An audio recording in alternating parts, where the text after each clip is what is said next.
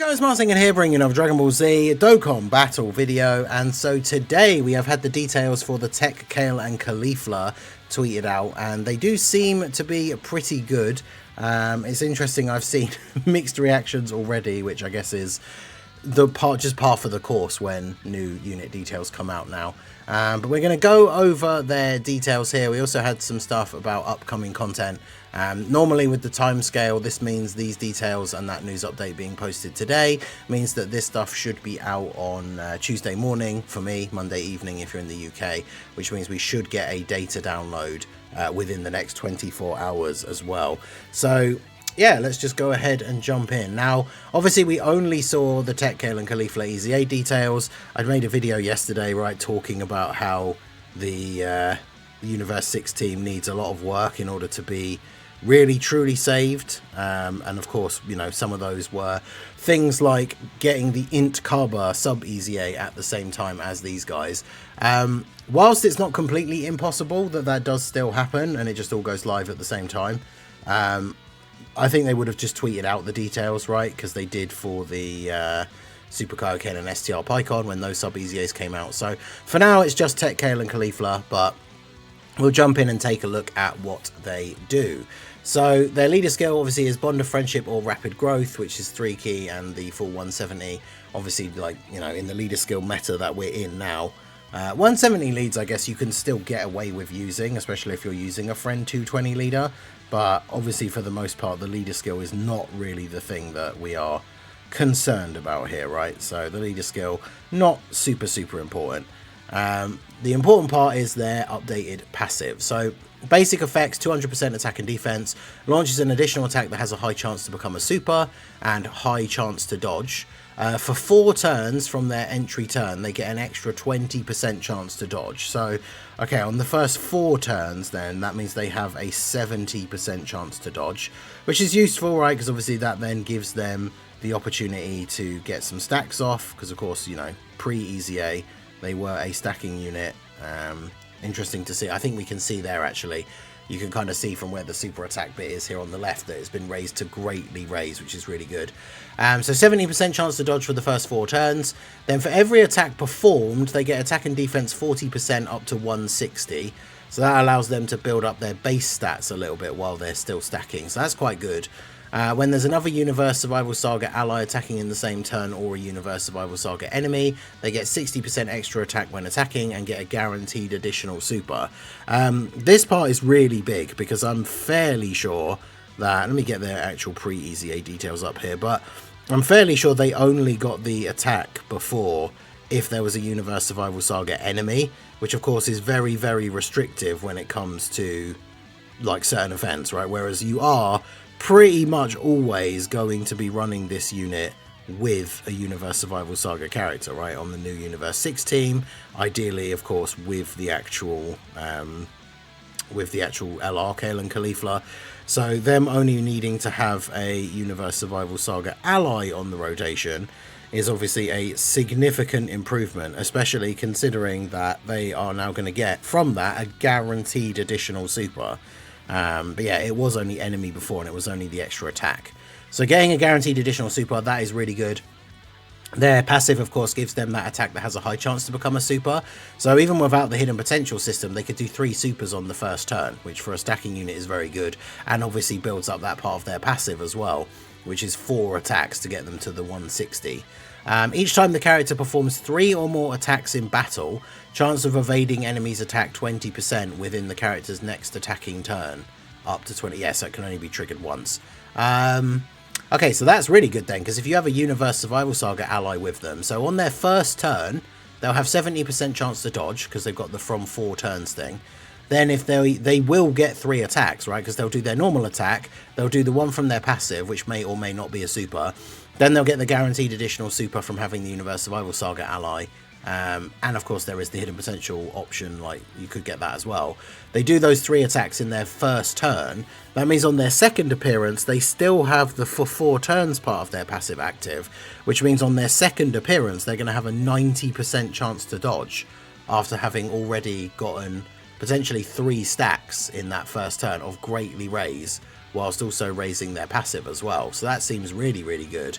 And yeah, the super attack is just greatly raise attack and defense and immense damage to the enemy, whereas of course previously it was just a normal raise attack and defense. So then of course they fuse into Kefla. They never show the active skill condition on these EZA posts because it doesn't change. But their fusion into Kefla is literally can be activated from the 6th turn from the start of battle. So that is the better way of doing it, right? Because even if they're in like slot 7, so you don't get them until turn 3, they can still fuse. You could literally float them off and then they come back on turn 6 and then confuse, which wouldn't be what you would want with the stacking unit, right? But usually those kind of transformation conditions are the best because they give you the option to do them earlier, regardless of which rotation your character started on. But with this unit being a stacker and a character that wants to build up, ideally you really want them to be like on turn 1, right? But once you get the fusion into Kefla, so you become Super Saiyan 2 Kefla, and we have the basic effects: recover 60% HP once only, so it's the typical sort of like fuse and get a heal thing. Attack and defense 200%, launches 2 additional super attacks, great chance to dodge, so 70%, randomly changes key spheres of a certain type to TEQ key spheres.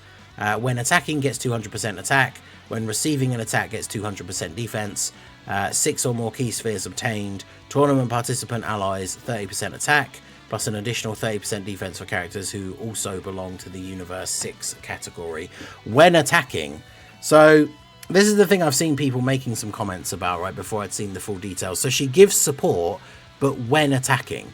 So obviously that means she needs to be in slot 1 or 2, really, in order for this support to be good, because it's not for 2 turns or anything like that. It is just for that 1 turn. However, I do think people are massively underrating how incredibly good defensively this Kefla is going to end up being, right? Because you can stack with these guys, right? You get, say they're on turn 1 or even turn 2, right? They're going to get 3 appearances before you fuse them into Kefla, which means if they have the Universe Survival Saga ally, at a bare minimum they're going to get 6 super attacks because they have their normal one and then the additional they get from having the Universe Survival Saga ally. They also have the potential to get an extra one, so that could be 9 supers in the 3 appearances. So not only are you getting this buff like fully built up to the 160, they're going to be greatly stacking their defense, which then carries over when you fuse into Kefla. And then she has this, like, this is the thing that I think people are overlooking. It's one of the reasons why, like, Kid Goku is so good. It's why the AGL Goku part of the AGL Vegeta and Goku exchange, right, Anniversary Gogeta unit is so good. 200% defense when receiving an attack. So I've already seen some, like, basic calcs for this unit where, as long as you're getting those 2 supers, which as we said is kind of the bare minimum, you can get like 2 to 3. As long as you're getting those 2 supers, and then you're transforming into Kefla, she can be up in the region of like multiple millions of defense, which obviously when you get hit, you then are getting multiplied by the 200%. I'm trying to see if I can find the actual post. It's easier to just double check on my phone rather than have all the stuff come up on screen. I believe it was, I thought it was Halford had posted the calcs, but now I don't see them, which is annoying. But yeah, like the 200% on super when receiving in a hit is a crazy amount of extra defense. Like if she's on, let's say she's on 2 million defense with the stacking, when she receives a hit, that means her defense goes up to like 6 million, which is a crazy amount. I think a lot of people are maybe underrating it because when you just look at her Kefla thing, you just see like 70% chance to dodge and then like 200% attack and defense start of turn. But you have to remember that she's built up like multiple times before this. Yeah, so the thing that I saw here was assuming you somehow only get 6 supers, like 1 per turn, on her first turn, on turn 6 has 3 million defense. So yeah, that's with 70% defense to back it up, a 70% chance to dodge. Obviously, I guess the only bad thing will be the hardest hitting bosses in the game, like Jiren doing 6 million.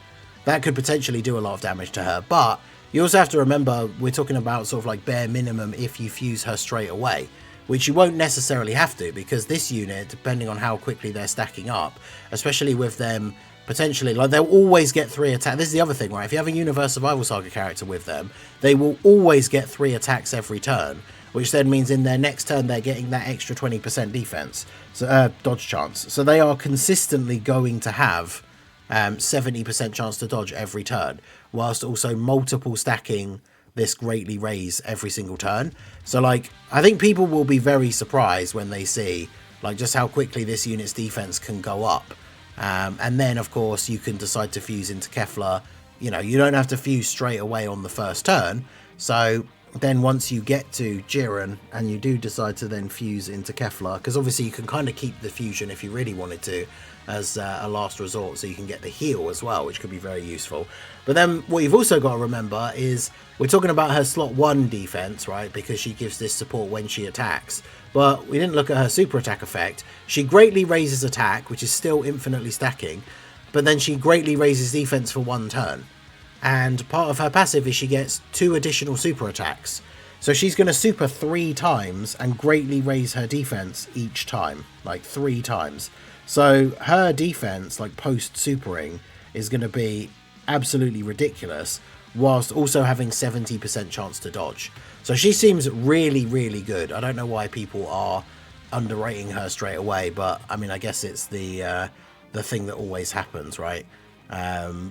Like, literally, I'm looking at the comments on the side, and it's like, bro, she isn't even that good, just a stacker and nothing else. And it's like, at the one point, we have reached a point with the difficulty in Dokkan where the days of, like, just being able to stack up raw defense to, like, 1, 2, 3 million, like, that's not good enough anymore, because bosses hit for, like, 6 million or something.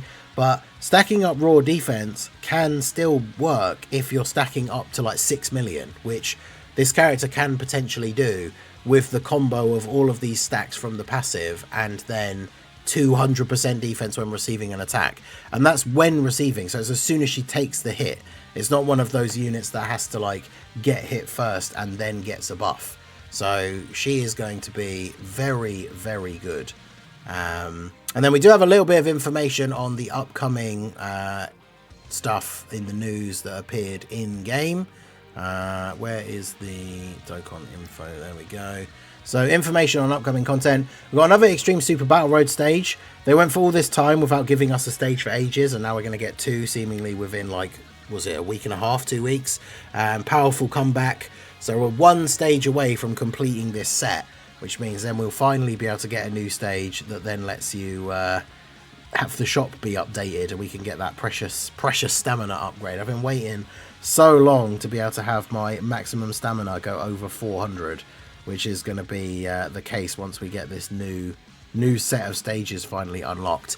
And then we have a new stage for the intensifying fights coming as well, which of course is that event where you have to meet a certain condition to fight the actual true boss at the end. I think it's a really cool and really fun idea for an event. The difficulty level is not usually that high, which for me, obviously, as a player that enjoys, like, the challenge of, like, the end game content, is a little bit disappointing, but obviously good for players who are newer or have those sort of mid-level accounts. I don't mean mid as in, like, the bad way people say mid, but you know what I mean, like medium level. You're not necessarily trashing all of the end game content, but you still have a decent shot at beating the medium level content, right? So that stuff should all be out on Tuesday morning. Like I say, the EZA, the 2 stages. Let me know what you guys think of the TEQ Kale and Caulifla EZA down below in the comments section. And yeah, we will obviously, I'll do a team building guide for their EZA tomorrow after the data download comes out. And then we will have all the videos and stuff going up for this. I'll be live on Tuesday morning for the actual content. So that is going to be it for the video, guys. This has been the Master Ningen. Smash that like button, subscribe to the channel if you are new. Check out the links down below, and I will see you all again soon. Have a good one.